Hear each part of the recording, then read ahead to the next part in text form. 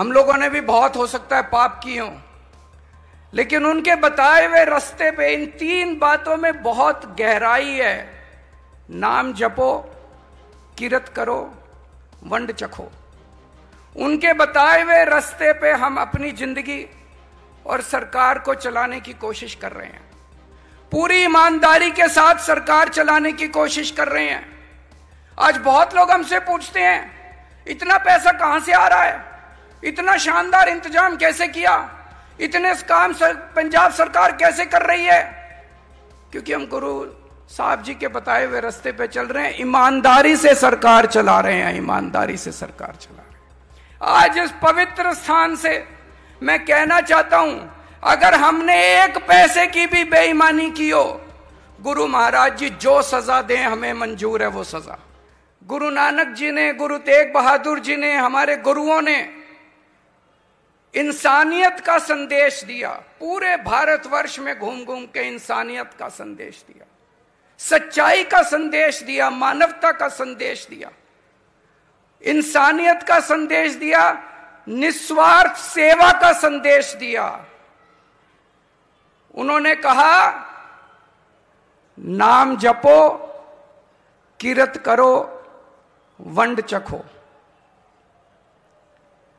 उन्हीं के बताए हुए रास्ते के ऊपर आज हम लोग बहुत छोटे हैं, हम लोगों ने भी बहुत हो सकता है पाप किए हों, लेकिन उनके बताए हुए रास्ते पे इन 3 बातों में बहुत गहराई है। नाम जपो, किरत करो, वंड चखो। उनके बताए हुए रास्ते पे हम अपनी जिंदगी और सरकार को चलाने की कोशिश कर रहे हैं। पूरी ईमानदारी के साथ सरकार चलाने की कोशिश कर रहे हैं। आज बहुत लोग हमसे पूछते हैं, इतना पैसा कहां से आ रहा है, इतना शानदार इंतजाम कैसे किया, इतने काम पंजाब सरकार कैसे कर रही है?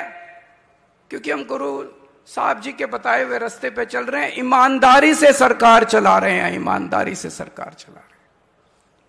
मैंने चुनाव के वक्त भी वादा किया था, मैं जब चुनाव में पंजाब में आता था आप लोगों के बीच में, मैंने एक ही बात कही थी, ईमानदारी से सरकार चलाएंगे, आपके सरकारी खजाने का एक एक पैसा आपके ऊपर खर्च होगा।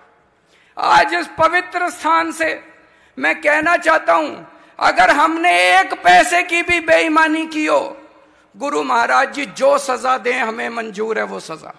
1 पैसे की बेईमानी नहीं की, सरकारी खजाने का एक एक पैसा आपके ऊपर खर्च किया है। आज गरीबों के बच्चों को अच्छी शिक्षा मिलने लगी है। आज गरीब, मरहूम, बीमार लोगों को अच्छा इलाज मिलने लगा है।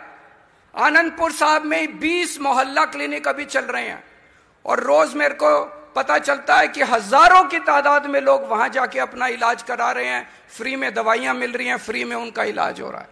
पूरे पंजाब के कोने कोने के अंदर 1000 के करीब मोहल्ला क्लिनिक बन चुके हैं। किसानों के लिए इंतजाम किया जा रहा है। किसानों को, कई किसान मुझे बताते हैं 70 साल के बाद पहली बार किसानों के खेत में नहरी पानी पहुंचा है।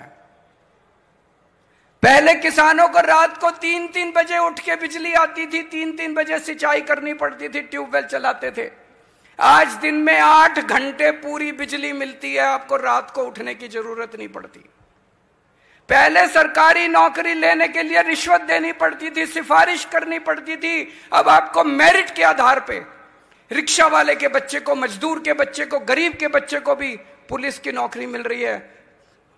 पंजाब के अंदर सरकारी नौकरियां मिल रही हैं। बहुत सारे काम किए जा रहे हैं, सड़कें बन रही हैं, बिजली फ्री कर दी। कभी किसी ने सोचा था 90% पंजाब के लोगों को फ्री बिजली मिल रही है। ये सब क्यों हो रहा है? ये सब मैं इसलिए बता रहा हूं, ये कोई राजनीतिक मंच नहीं, केवल इसलिए बता रहा हूं कि गुरु साहब जी द्वारा बताए हुए रास्ते पे ईमानदारी से चल के गरीबों की सेवा करना हमारा मकसद है। हम सत्ता में पैसे कमाने नहीं आए, हमने पैसे नहीं कमाए, हमने पुण्य कमाया है। हमने बड़ी बड़ी कोठियां नहीं बनवाई, हमने गुरु महाराज जी का आशीर्वाद कमाया है। बस यही कमाने आए हैं। हमारे लिए सत्ता सेवा का साधन है, हम सत्ता में आए हैं सेवा करने के लिए, और गुरु महाराज जी के हम बहुत बहुत शुक्रगुजार हैं कि हमें निमित्त बना के हमारे जरिए ये सेवा करने का मौका मिला। आज हमें बेहद खुशी है कि ये 350वां दिहाड़ा हमारी सरकार के दौरान हुआ और हमें ये आयोजन करने का मौका मिला। इसके लिए मैं बहुत बहुत शुक्रगुजार हूं गुरु जी महाराज का।